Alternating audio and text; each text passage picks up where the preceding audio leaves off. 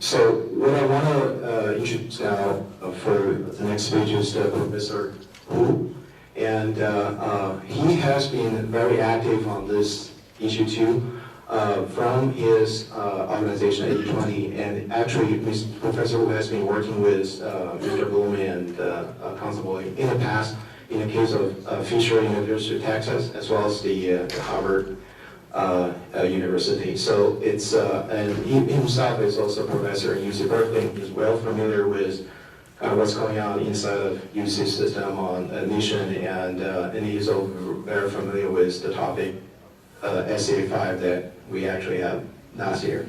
All right, let me pass it.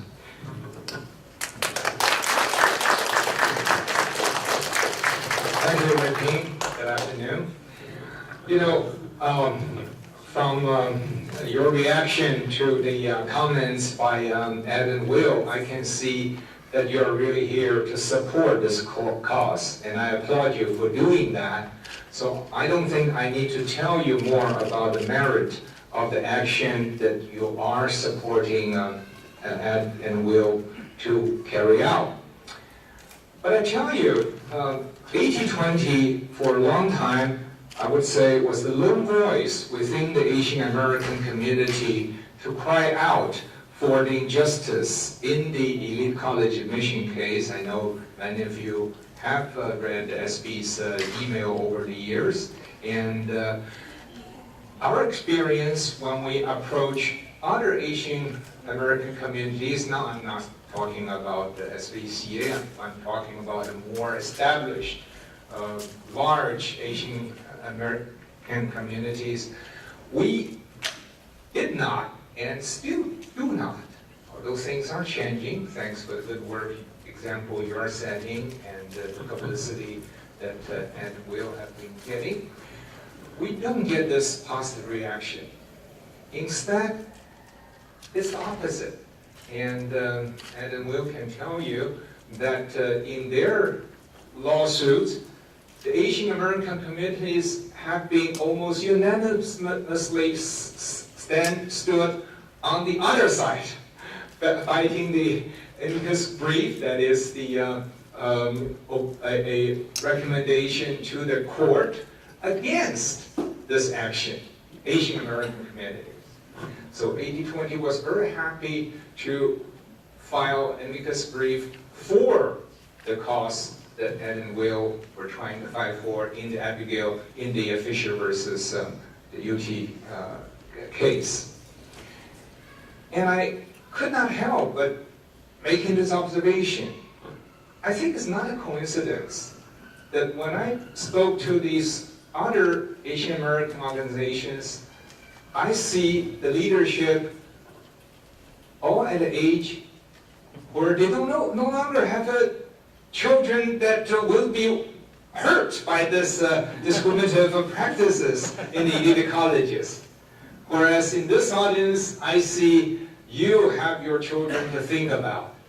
So there's something wrong and hypocritical, but it is also understandable. Everyone wants to feel they are being generous and unselfish. And I can tell you, and in fact trying to save the world. And I can tell you, professors are probably among the most liberal and the most desiring to feel good about what they are doing.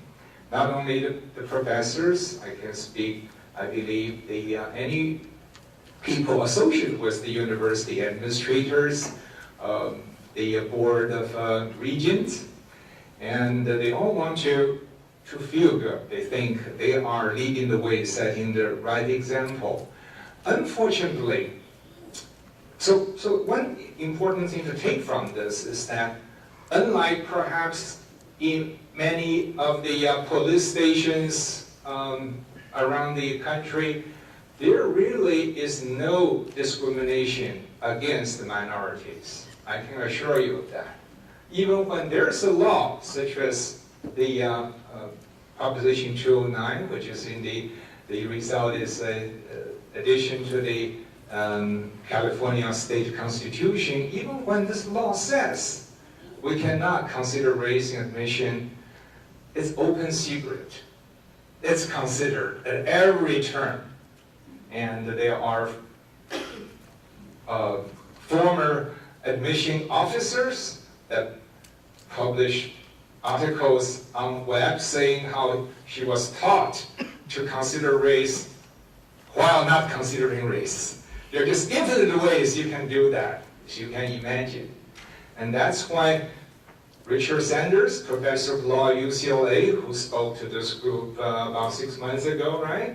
And he had to file a lawsuit against his own university to try to get some additional data to convince the world of his conclusion that the university was violating the law by considering race.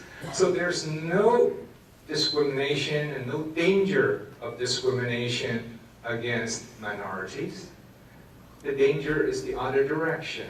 That is, the other injured parties are not going to be considered. And I'll remind you who those are. One, of course, are those Asian and white students that are not admitted. Well, in the public announced policies, they should have been admitted. Those are obviously injured parties. This practice actually also injures the minority community. I can tell you why. University is also a business. Business not only in terms of getting tuition, that's minor now, given all the government subsidies and student loans. That's not much of an issue. The issue is that universities are so protective of its reputation.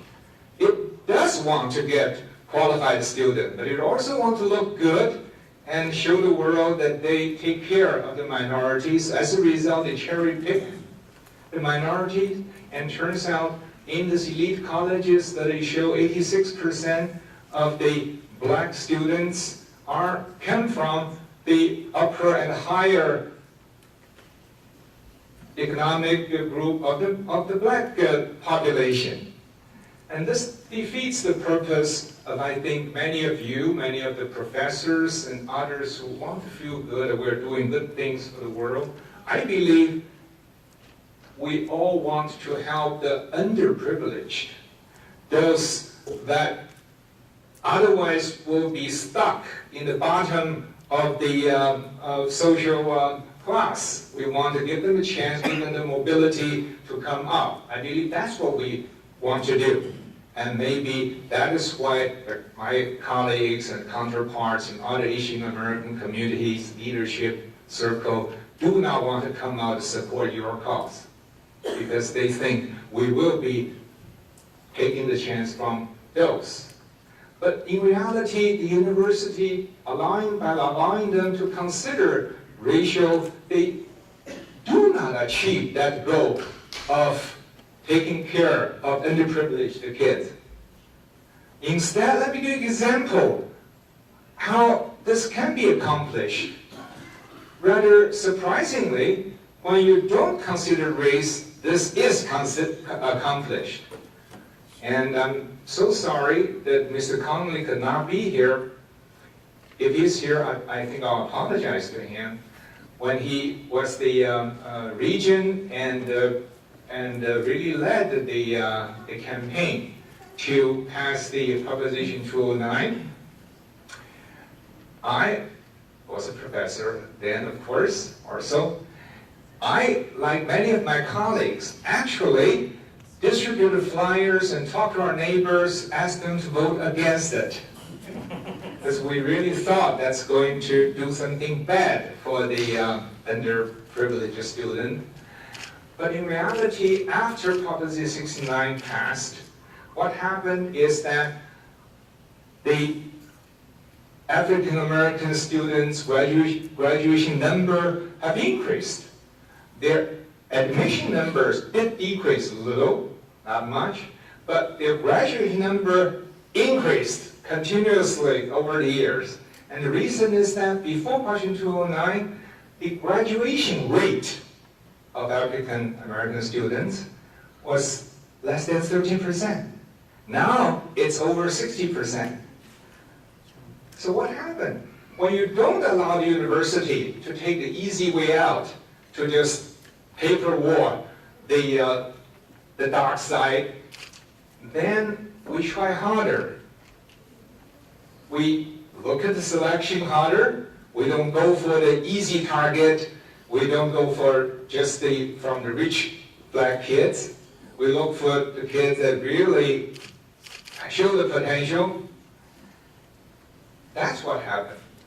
And the other thing is, with this race being legally forbidden to be considered in UC's admission, you know, UC system has more poor kids in it than anywhere else. I'll give you some numbers.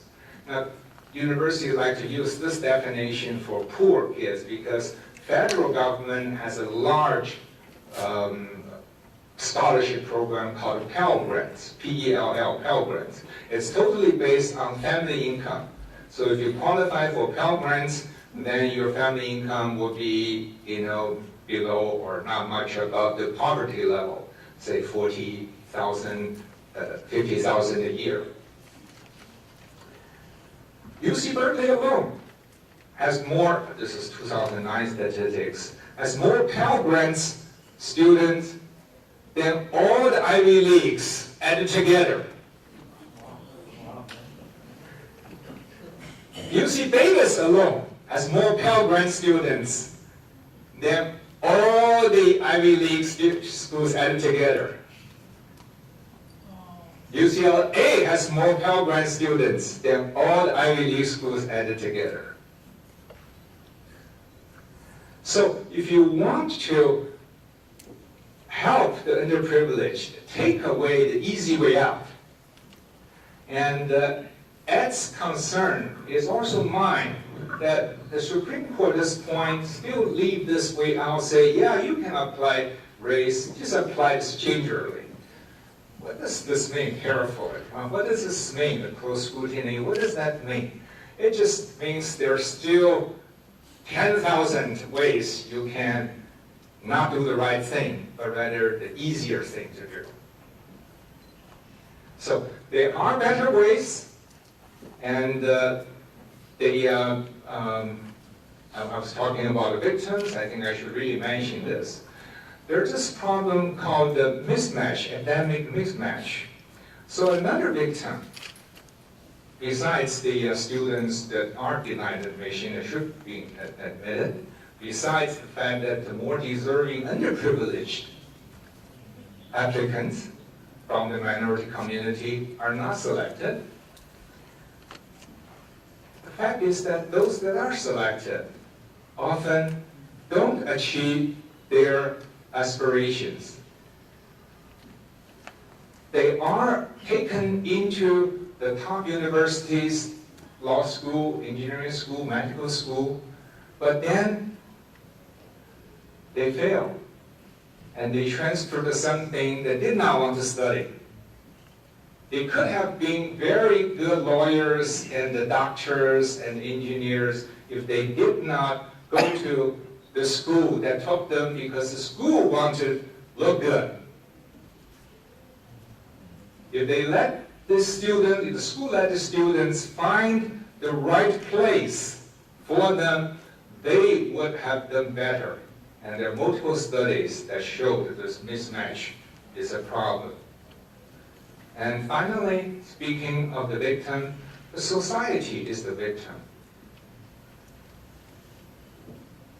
We have already a problem in losing our high school education's quality to the rest of the world. You know, it looks horrible anytime you look at high school students' math, science, and skills. It's already horrible. We also know that the world economy is more going to be based on knowledge-based. We cannot tolerate this mismatch of the students' desires, their abilities, and the opportunities. So by taking away the racial consideration in university admission, we really are going to take away the unfairness that many applicants face. We're going to take away the mismatch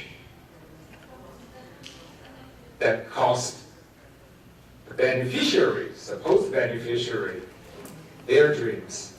And we're going to save the nation from further decay, unfortunately, in the competition, in economic growth in the world. So I think what you're doing here, supporting this, is really well done, and I hope you will sign up as a member of this organization, donate what you can. I hope you also support 8020. 8020 is a watchdog for any inequalities that Asian Americans face, not just in school admission. We champion the inequity in the appointment of federal judges, and we induced President Obama, when he was a candidate seeking to win the primary in California against Hillary Clinton. So we support him strongly, and he signed a pledge to increase the representation of Asian American federal judges. And after he was elected, I can tell you, in this 6 years, the Asian American federal judges have more than doubled, but still only half in terms of percentage compared to Asian Americans as percentage in the nation. But in that case, as well as in the college admissions case, as well as another case 8020 is fighting, and we believe Edward Blum probably is going to be in the Silicon Valley, that is the glass ceiling of the employees of private enterprise, not to mention the employees in the university and employees in the government, if you can believe that. And there's clear evidence that there is a glass ceiling in all these three segments. So these are the work that's going to still have to be done, and so we hope that you all join 8020 and support the protection of yourself and your children for years to come. Thank you.